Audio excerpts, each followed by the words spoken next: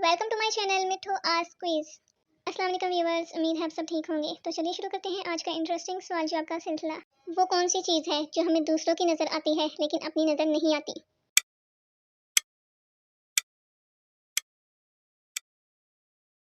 गलती, नज़र नहीं आती। चाइना के लोग पाकिस्तान के लोगों से ज़्यादा क्यों खाते हैं?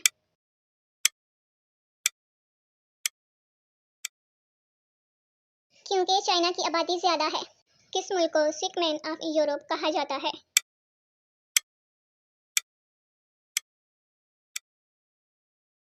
तुर्की को कहा जाता है। किस सब्जी में शहद का नाम आता है?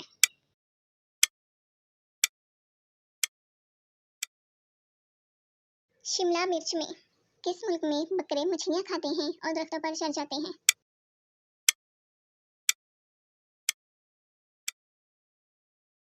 ऑस्ट्रेलिया में पाए जाते हैं। वो क्या है जिसे ज़मीन पर मारो तो नहीं टूटता लेकिन अगर पानी पर मारो तो टूट जाता है?